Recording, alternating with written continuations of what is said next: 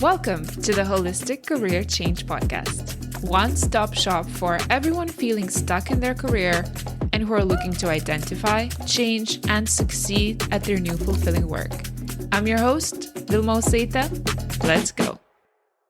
Hi everyone, how have you been? I'm not gonna lie, I've missed chatting to you. I hope you're doing so well. I hope that you're energetic. I hope that you're excited to face this new week. And I hope you're ready for a short and sweet episode that I have for you today. Bearing in mind that last week's episode was extra long and extra good, may I add, I'm really mindful today not to go over. I find that not only are we busy, but we're also so exposed to an seemingly ever-expanding field of information nowadays, and also the way we consume information and content, often not fully intentionally, can leave us really drained. And I personally, from time to time, put myself on what I call a content consumption diet. Not gonna lie, I really need it, and that helps me to remain more centered and create from a more aligned place. Therefore, today, I really will do my best to keep it concise. So what I want to talk to you about is walking you through the main stages of career change, and there are 3 of them. Now, some of you may think it's super straightforward and that you probably could have thought of it or deducted it yourself. However, bear with me, it's not all so linear as you may perceive it to be. So these are the stages I have identified based on my experience, but you probably see variations of those stages around in all the different sources. They're pretty similar. So the 3 stages are identify, test drive, and transition.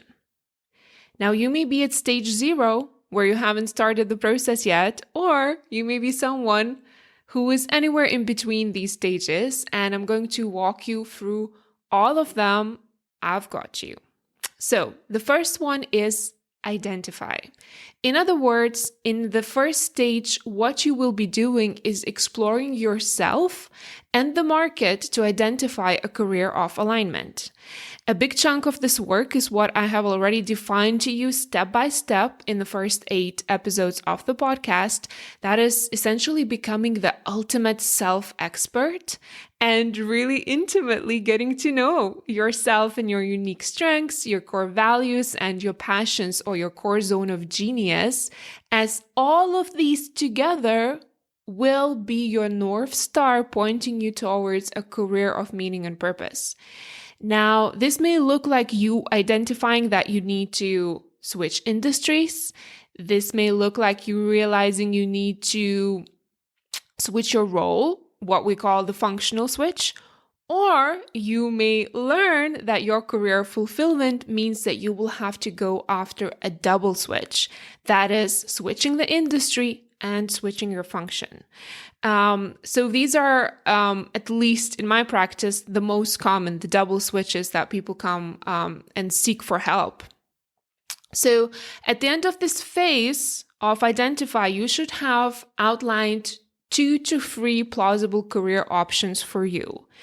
And the outcome of the identify stage is you gaining clarity, at least on paper, which direction you will be moving towards. Now, word of caution. A lot of people think that this is the main stage, and once you get that, essentially your work is done. The rest is just details. However, I must warn you, this is just clarity that you will gain on paper. The likelihood is that these choices you've selected may still be affected by your old belief systems of who you should become to gain approval, to meet expectations, and to not trigger those around you. Therefore, to make your career change really bulletproof, we then need to move into the second phase, which I call the test drive of your choices stage. And this stage is all about you testing and trying these potential career options for size. So in the last episode, you heard Stacy and I speaking about this. that so often, especially when we are just fresh out of school, out of high school, we have no idea which direction we should go. We don't have strong inclinations, so we just go wherever the wind takes us, right? Or whatever is considered to be prestigious. However, once we're in the actual environment, in the actual office building, in my case, we soon get to have that very necessary feedback and feel out whether this choice is a good fit for us. So there is just so much clarity we'll be able to attain from thinking or reading about something. A big chunk of career clarity for you will come from taking action. So for instance, myself, when I walked into the office building of my first job after I had just completed my master's, within a day, literally during the lunch break of the first day, my stomach was in knots. I felt this was not something that was in alignment with my true self, and it only took me a decade to act upon it. I don't want this to be you guys. So the stage 2, what you will want to do, you will want to gain applied knowledge. In other words, you will want to collect as much feedback and data as you can for you to fuel your next career change move. You will want to validate your choices here. And if you bump into any dead ends or one of your shortlisted options turns out to be wrong, well then, congratulations. I want you to remember that affirmation that I have given you a few episodes back. Nothing has gone wrong. If anything, by getting that feedback, you have actual data to analyze. You can review that experience, select what worked, select what didn't, and then make a more educated shift. And now let me emphasize this, which is also very important. The test drive stage ideally should be done while you are still in your current job. I am a huge advocate for a strategic career change, which means that you need to gather the data, you need to prep your plan, you need to work out all your financials, you need to work out all of your taxes, all of the social information before you quit your current position. So, when I say that, usually the response that I get from people is, how do you want me to do that and still show up for my usually full-time employment? Well, my answer is always the same. There will be a certain level of creativity and resourcefulness that you'll have to tap into for the stage to succeed. And if it all sounds a little bit too much, I would then really look into your belief systems. Are there any blocks? What are the actual fears that are holding you back? Not just saying, oh, I'm a little fearful, like really getting down and dirty and identifying the exact fears that you have. Asking yourself, how much do you want to change in general? Maybe you don't even want it as much. How much are you willing to sacrifice for the stage? Because just like with any change in life, when you switch your careers, 3 things will happen. First of all, you will gain a lot of new beneficial in alignment things. Number 2, you will lose a lot of things and some people in your life. And number 3, there will be a small amount of aspects that will remain the same. So the question here is, how much are you ready to tolerate the losses? By the way, I have a great career change tolerance questionnaire, which gives you your career change readiness score. So if you like to have it, make sure you find me, message me, and I'll be really happy to send it through to you so you could identify how ready are you. So going back to how of this test drive phase. First of all, the how you get the experience will look a lot like you going on as many as you can informational interviews. That is inviting someone from the industry that you want to transition into for a chat, a virtual coffee, and asking them for insights, for any advice, and perhaps even for introductions. And there's a way to reach out for these interviews without feeling like a complete weirdo or a stalker. I know that when I say, oh, you need to get on those informational interviews, some people go like, ooh, that does not feel good. I don't like to network. No. There's a way to do it that is really authentic, that feels good, and that provides you with a lot of value. And I teach that my clients, but I'm sure that you can find a lot of articles on this one online. Also, some of these people you invite for virtual coffee may even take a liking of you and become what I like to call your career change ambassadors. So as long as they are clear what you're after, as long as they like you, and as long as they know at least a little bit about your experience, they may even end up referring you to their contacts in the industry. So this is a huge piece. Second piece is you doing whatever you can to gain the actual hands-on experience in the industry and the role.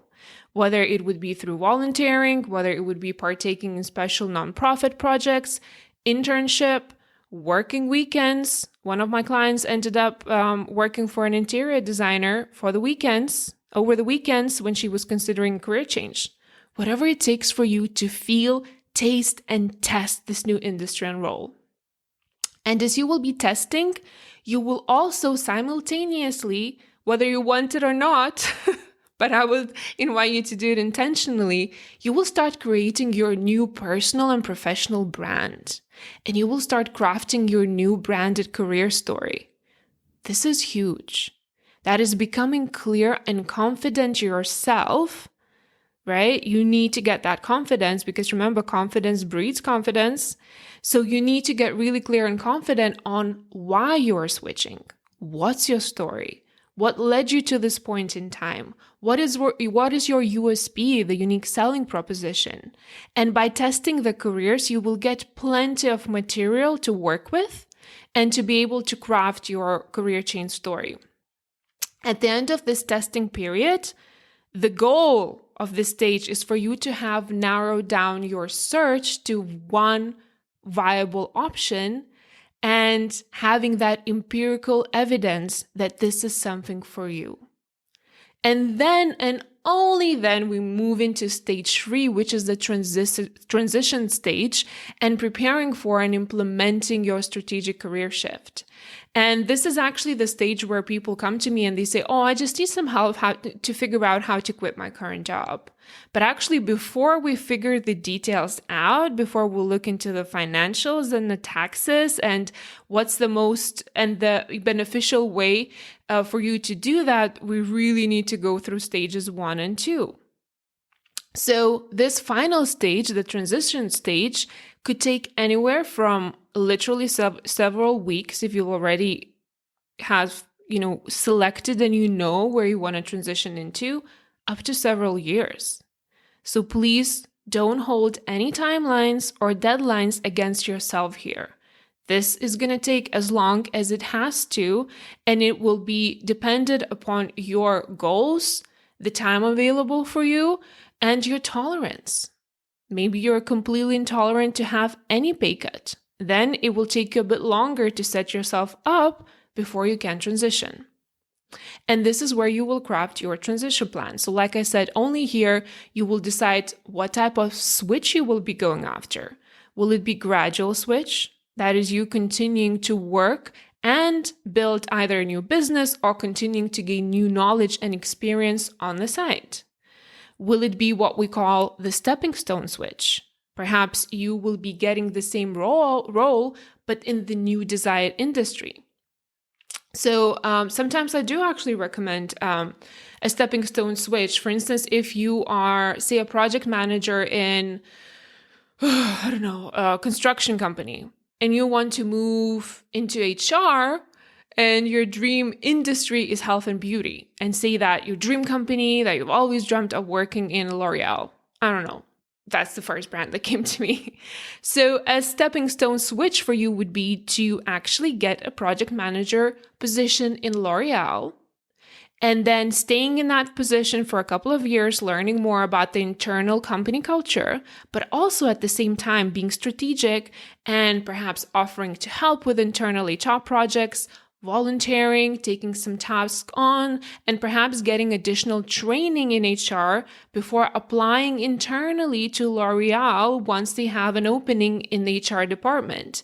Because as you know, companies first and foremost will always be seeking for talent internally. So this is a longer term career change strategy, but usually really yields very successful results. So the transition stage is also going to be a stage where you will be tapping into your network. That is going to be crucial because as a career switcher, you probably already are figuring that out. You're not a typical candidate. So conventional job search ways like hiring a recruiter, sending out CVs online will very rarely work. You usually need warm introductions and you usually need some sort of referrals. Or working for some time for free for the company. Maybe that's going to be required. It really depends on the type of position you're after and the industry that you're in and the industry you're moving towards. So if, for instance, you decide to have your own business, well then, you couldn't live in a more perfect time. Starting a business and marketing it online has never been easier and more accessible. So you could work on your side business in the mornings, in the evenings, over the weekends, saying goodbye to part of your social life. There will be sacrifices, but you will be able to start building that brand awareness and creating clients and starting to earn the money and getting ready to transition. I would advise to allow this stage to take as long as you feel like you have to build at least some sort of foundation in your new career before you quit altogether. And also, you will never feel super confident to quit. No matter how prepared you are, you need to know that you will have to take that leap of faith. But at least if you go through these stages, if you do the transition stage right, you will have intentionally done your prep work and everything you could have done to set you up for success. So these are the three main stages. Now, having said all of that, what I also need to say that you need to be ready for some of your initial plans to completely change course. There will be a level of uncertainty that you will have to learn to tolerate. Change in and of itself inherently is a chaotic and often messy process. And actually, for the majority of the part, you may think like you have no idea what you're doing until it all magically comes together. And the stars align and the angel choir starts singing and you think, oh wow, why did I wait for so long to make the switch? Oh, I've seen it so many times. But at the same time, throughout this process, one probably most important element, apart from doing the daily belief work and taking action, is exercising some serious badass self-compassion. If you end up being rejected, if you end up being redirected, like I said, if something falls apart, you say thank you for the experience. Thank you for all the souls involved in this experience who conspired to work together and redirect me towards my more authentic path, which means that this experience made me reach closer to where I need to be. Thank you, thank you, thank you. Bless you. I wish you all the best. Now I'll lovingly move on to the next phase and the next test drive. There's no reason to dwell, overanalyze, shame, blame, complain. That's an old paradigm. That's an old version of us. The new version of us, the new version of you is aware of energy and resources and is intentional where you use them. I shared actually this on Instagram the other day, and this resonated with quite a few people, which says energy is currency. When you pay attention to something, you're buying an experience. It's an investment, so spend carefully and only on things that will bring you a good return. Be selective. Treat your time with as much care as you treat your finances. It's equally as valuable. Think about it. That's a good way to look into that. By the way, are you following me on Instagram? If not, please do. I share some nuggets over there. I share a lot of nature pictures because I'm totally nature obsessed. And also want to hear from you. I want to meet you. So please follow me at vilma.usaita. My surname is spelled USAITE. I really want to meet you. Also, this is where you find me if you want to get that career tolerance questionnaire. So I hope that this episode provided you a neat bird's eye view of the 3 stages of career change: identify, test drive, and transition. All you have to do now is roll up your sleeves and dive in. If you have any questions, if you need support, you know where to find me. I'm wishing you a lovely week ahead, and I can't wait to speak to you next Monday. Bye. Thank you for spending time with me today. If you enjoy listening to this podcast and you'd like me to support you in your career change journey, that is, take all the guesswork out, help you navigate the turbulent career change waters, and successfully transition in your career, you can apply to work with me one-on-one. I will be opening up a few coaching slots shortly. So if you'd like the opportunity, please visit my website, www.vilmausaite.com/apply. That is vilmausaite.com/apply. Let's make 2021 your year of transitions.